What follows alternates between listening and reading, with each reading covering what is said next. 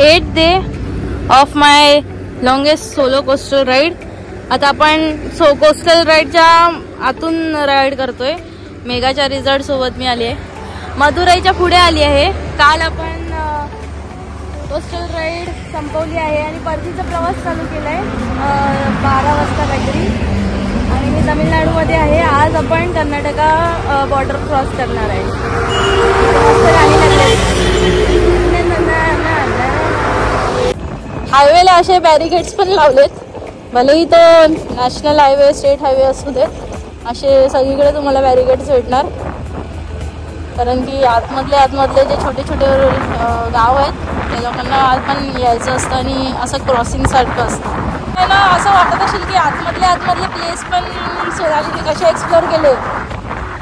Best option नारियल पाणीवाला. आज them की इथे आजूबाजूला आहे ना फेमस मंदिर कोणतं आहे भाई, तो सांगेल तुला की कुठल्या मंदिरात जायचंय तुला आणि पहिला मंदिर कोणता लागेल, दुसरा मंदिर कोणता लागेल. भाई आपको ना इधर भी जाना चाहिए, आपको इधर भी जाना चाहिए.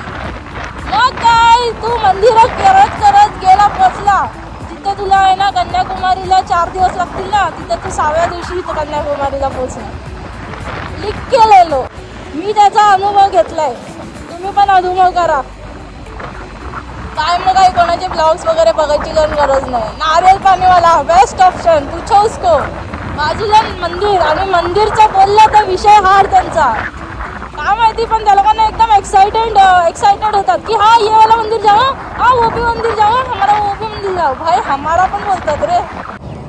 सो गाईज, तुम्हाला जर केरला स्किप करायचं असेल ना परतीच्या प्रवासाला, जेव्हा तुम्ही धनुषकोडी टू मुंबईच्या ठिकाणी जाता तर तुम्ही डायरेक्ट मदुराई उटीवरून तुम्ही मैसूरला जाऊ शकता. उटीवरून पूर्ण केरला स्किप होतं त्या कारणाने. आणि हे असा रोड आहे तर तुम्ही त्याप्रमाणे ना एक स्टेट स्किप करू शकता. गाईज, आपण उटीमध्ये आहे. आपण उटी हा रूट घेतला होता आणि हे आता मी बघते उटीचा सराउंडिंग्स वर्थ होता हा घेणं. लोकेशन हा घेण्याचा मागचा कारण म्हणजे उटी हा शहराचं नाव मला येत आहे घ्यायला. कोस्टल एरियाज मधले जे नावं मला येत होते त्या ठिकाणी आपण राहिलो आहे. कारण की तेवढेच आपल्याला नावं येत आहेत ना घ्यायला. I have done like that की ज्याचं नाव घ्यायला येत आहे त्या शहरामध्ये मी राहतोय. जसं की उटी छोटंसं नाव आहे, नाही तर तिरुचुंदर काय नाव होती बाबा, टिचुरतन. जेव्हा ना तुम्ही लोकेशन्सला ठरवून प्लॅन करून असं ट्रॅव्हल नाही करत ना, ते बघा त्याचा फायदा बघा आणि परिणाम हे आहे. मी उटीसारख्या थंड ठिकाणी जे तमिळनाडूचं महाबळेश्वर आहे असं म्हणू शकतो आपण, त्या ठिकाणी आलो आहोत आपण. सुंदर असं टी प्लांटेशन्स तुम्ही बघताय समोर, तिकडे टी प्लांटेशन्स आहेत. आपण इथून चाय घेऊन मग रवाना होऊया मैसूर पॅलेससाठी. बघूया किती वेळ इथे लागतो इथून निघायला. 130 काहीतरी किलोमीटर आहे मैसूर इथून आणि संध्याकाळचे 5 वाजलेत. आपण 8 वाजेपर्यंत गाडी चालवणार आहे आणि जेवढं स्ट्रेच होणार तेवढं आपण घेणार आहे स्ट्रेच करून. बिकॉज आपल्याला उद्या कर्नाटक म्हणजे एंड तरी पोचायचं आहे कर्नाटकच्या, जेणेकरून आपण गोव्याला स्टे करायचा. परत गोव्याच्या पार्टी अलग तुझ में सब कुछ है. काय जण आहेत ना उटी ह्या प्लेसवरती आपली बाईक राईड घेतात, म्हणजे अशा उटी प्लेसमध्ये यायला. आणि मी कोस्टल राईड करून परतीच्या प्रवासामध्ये हे उटी बघतीये. भाई ये लड़की कुछ अलग ही है. The Shinzo solo traveller.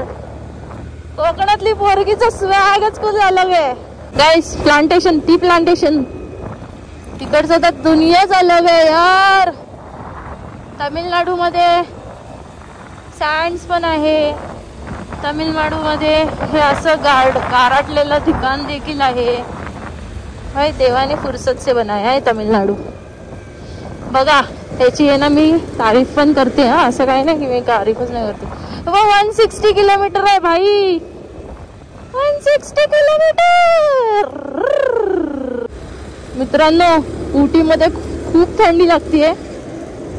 Like असं महाबळेश्वरला कसं थंडी असते आपल्या, सेम आत्ताच तिथे रेगिस्तान सारख्या इलाक्यामधून आपण कोस्टल राईड करत गेलो खाली कन्याकुमारी धनुषकोडी पर्यंत. किती ऊन होतं आणि आता थंडी.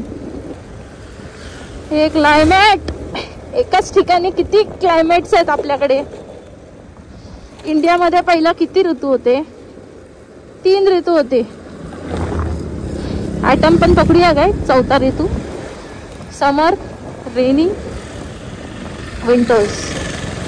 आता समर पण आहे, विंटर पण आहे, रेनी पण आहे, सगळं आहे. आधी कोकणात भात झोडणी पण चालू आहे.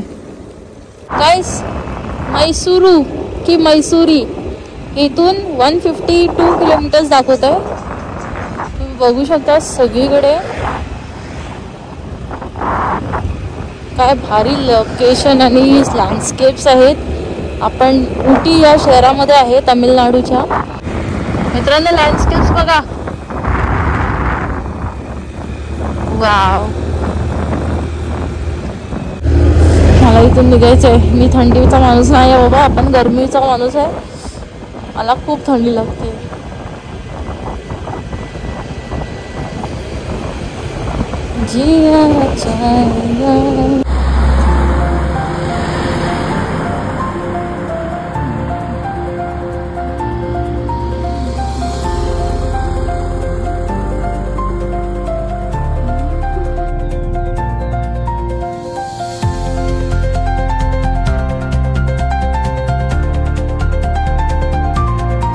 संध्याकाळचे 6 वाजलेत.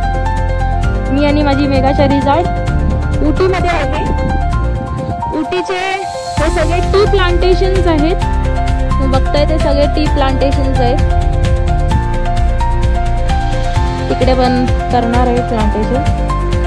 हे वरती डोंगर आहे. मी आणि माझी मेघाच्या रिझॉर्ट.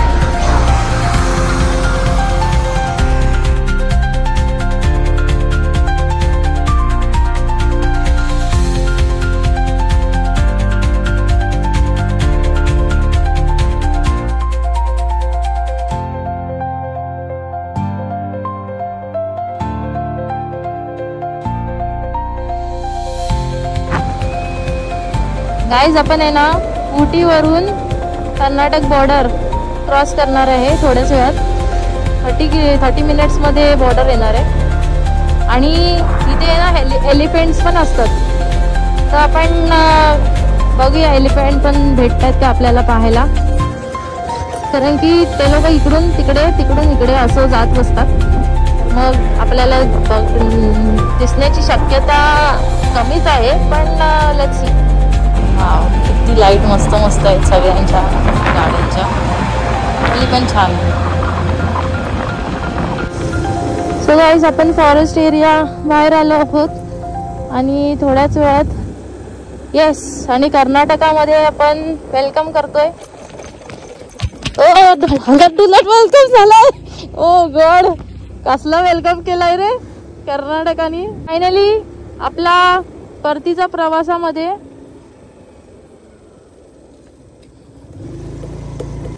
सो मित्रांनो फायनली परतीच्या प्रवासामध्ये आपण स्टेट बॉर्डर कर्नाटक ही क्रॉस केली आहे.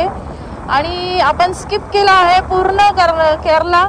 कारण की तामिळनाडूमधून आपण कर्नाटकामध्ये यावेळी प्रवेश घेतला आहे. तर मग आपल्याला काही तामिळनाडू केरला असं काही पास करायला लागलं नाही. आता आपण इथे हॉटेल बघूया. पुढे हॉटेल आहे आणि पेट्रोल पण भरूया कारण की पेट्रोल नाही आहे. सो गणपती बाप्पा मोरया करत आपण पेट्रोल पंपवरती पोहोचणार आहे. यार शिट, माझा आहे ना कॅमेरा ऑन नव्हता. तिकडे मी 4 एलिफंट बघितले. त्याच्या दोघं जण पण मम्मी बरोबरच होते. Wow, I miss the shoot यार. एवढे सुंदर दिसत होते. त्यांचे काळे काळे डोळे आणि शॉर्ट होते. खूप मस्त होते. आपण एलिफंट पाहिला मित्रांनो. येस. आणि त्यांनी काहीच नाही केलं आपल्याला. वाव, गणपती बाप्पा मोरया. फक्त आता पेट्रोल नाही संपलं पाहिजे बस. 15 ते 16 डिअर्स असे लाईनीतच होते तिकडे. ते डोळे चमकतात ना, त्याच्यामध्ये समजण्यात येतं की इथे डिअर आहे म्हणून. मी किती डिअर आणि हत्ती पाहिले इथे कर्नाटकच्या बॉर्डरला जेव्हा उटीवरून खाली आली मी. वाव, हे वाला एक्सपिरियन्स खूप छान होता. आता फक्त मला पेट्रोल भेटला पाहिजे. वाव किती सुंदर, किती हत्ती मस्त होते. असेच म्हणजे ओपनली उभे आहेत ते. Wow wow wow wow. Guys, night safari आपण केली बंडीपूर कर्नाटकामधील. आणि आपण पहिले 4 हत्ती पाहिले, त्याच्यानंतरला 3 हत्ती पाहिले, नंतर एक समोर तिकडे हत्ती पाहिला. अरण्यानं ते संपत होतं तेव्हा तिथे आपण 1 हत्ती अजून पाहिला.